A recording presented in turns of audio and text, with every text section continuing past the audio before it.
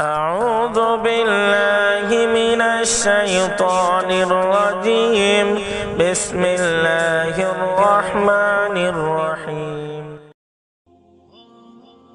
আসসালামু আলাইকুম রহমতুল্লাহি ওবারাকাতুহ। বিসমিল্লাহির রহমানির রহিম।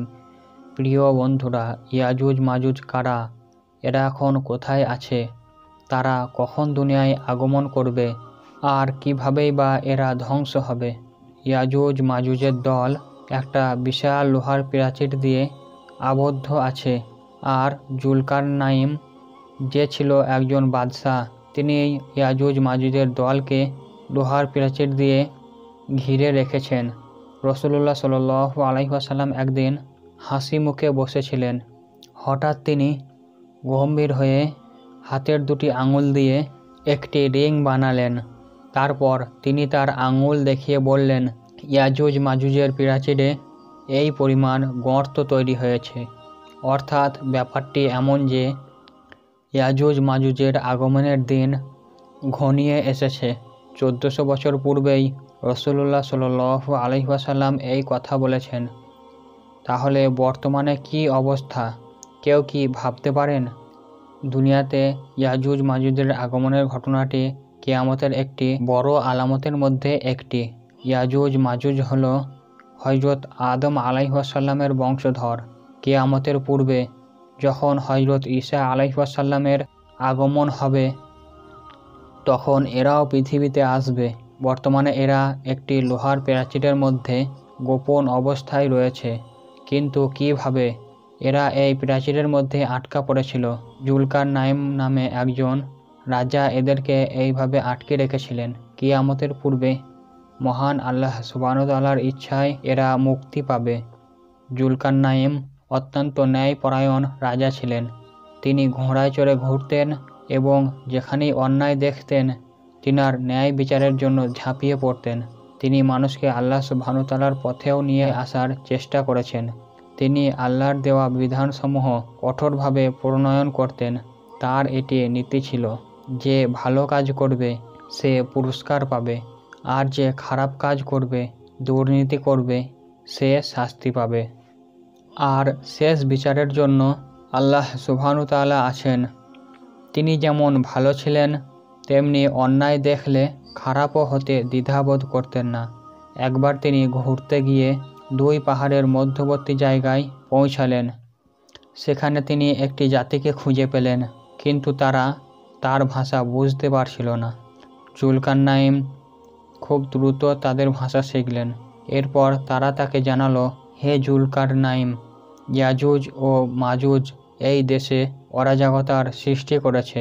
আপনি আমাদেরকে সাহায্য করুন। তাদের ও আমাদের মধ্যে একটি প্রাচীর নির্মাণ করে দিন। আপনার জন্য আমরা কিছু করও দিতে রাজি আছি। জুলকারনাইন বললেন, আমার কোনো অর্থের প্রয়োজন নেই। আল্লাহ আমাকে যা দিয়েছেন তা সবচেয়ে উত্তম।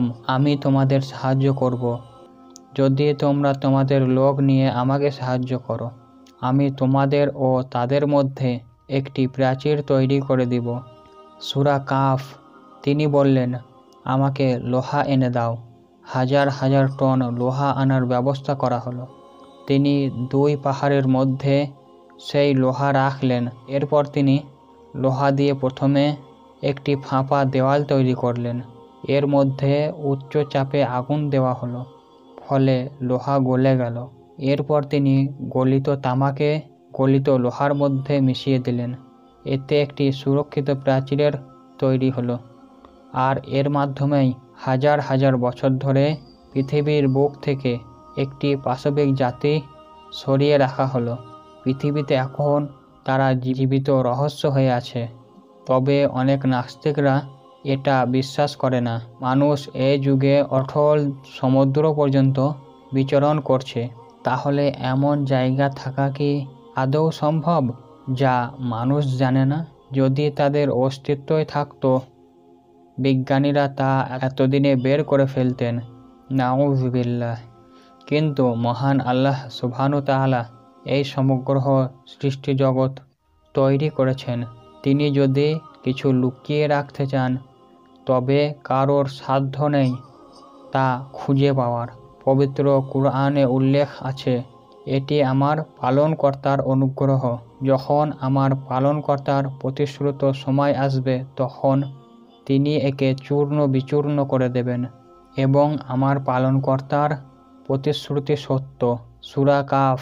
অর্থাৎ ওই প্রাচীর ভেঙে তারা একদিন বেরিয়ে আসবে, কিন্তু এই শক্ত প্রাচীর ভেঙে তারা কিভাবে বের হয়ে আসবে? হযরত আবু হুরায়রা রাদিয়াল্লাহু তাআলা আনহু থেকে বর্ণিত, রাসূলুল্লাহ সাল্লাল্লাহু আলাইহি ওয়াসাল্লাম বলেন, অতঃপর তারা প্রতিদিন প্রাচীর ভাঙার কাজে লিপ্ত হয়। ছিদ্র করতে করতে যখন পুরোটা উন্মোচনের সময় হয়, তখনই তাদের একজন বলে, আজ তো অনেক করলাম, চলো বাকিটা আগামীকাল করব।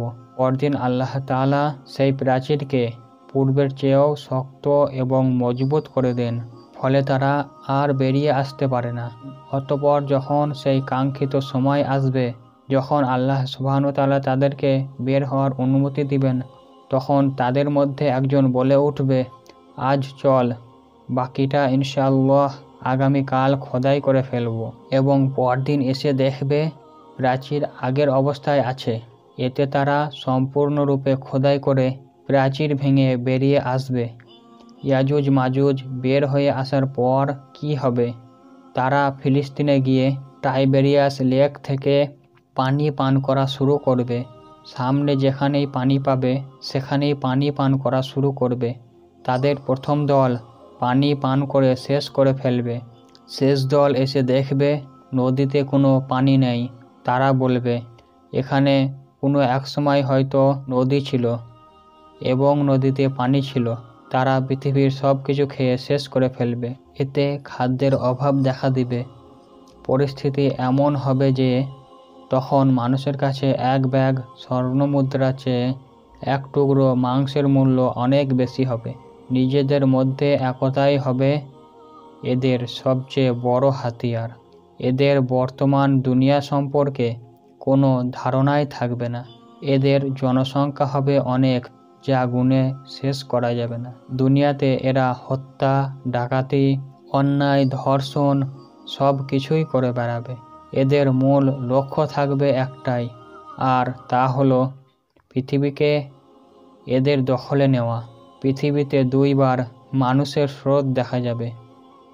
প্রথমবার যখন ইয়াজুজ মাজুজ ছাড়া পেয়ে যাবে তখন, আর দ্বিতীয়বার যখন ইসরাফিল আলাইহিস সালাম তার সিংহায় দ্বিতীয় ফুঁক দেবেন, তখন মানুষের স্রোত বয়ে যাবে। যাই হোক, ইয়াজুজ মাজুজ জাতি মানুষকে মেরে ফেলবে। তাদের সাথে কেউ যুদ্ধে জিততে পারবে না। একসময় এরা বাইতুল মুকাদ্দাসের এক পাহাড়ে গিয়ে বলবে, দুনিয়াতে সবাইকেই শেষ করেছি, এবার আকাশের সবাইকে হত্যা করব। তারা আকাশের দিকে তীর ছুটতে লাগবে, আর আল্লাহ সুবহানাহু ওয়া তাআলা রক্ত মাখানো তীর পৃথিবীতে ফেরত পাঠাবেন। তখন ওরা ভাববে সত্যিই ওরা আকাশের সবাইকেই মেরে ফেলেছে। এই দেখে দুর্বল ঈমানের মানুষজন তাদের ঈমান হারাবে এবং ইয়াজুজ মাজুজকে খোদা মেনে নেবে। নাউযুবিল্লাহ।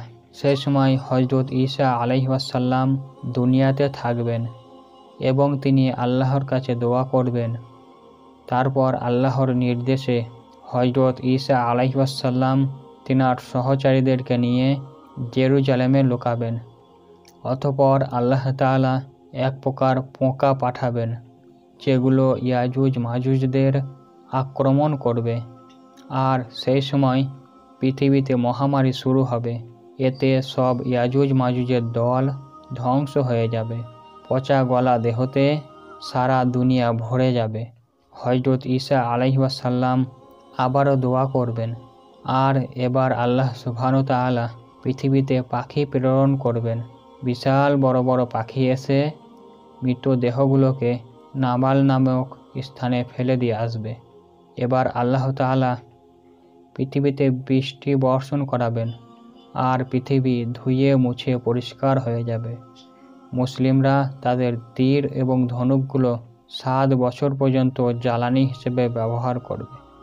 মহান আল্লাহ তাআলা আমাদের সবাইকে সব ধরনের ফিতনা থেকে নিজেদের ঈমান রক্ষা করার তৌফিক দিন এবং তিনার দিনের উপর অটল রাখুন। আমিন ইয়া রব্বুল আলামিন। আপনাদের উদ্দেশ্যে একটি কথা বলবো, আমার যত চ্যানেল আছে, হিন্দি বাংলা যত চ্যানেল আছে, সব চ্যানেলের প্রত্যেকটি video copyright free.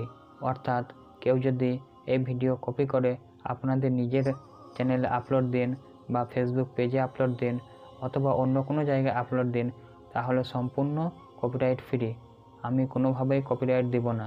Screen record করে এই ভিডিওগুলি আপনারা আপলোড দিতে পারেন।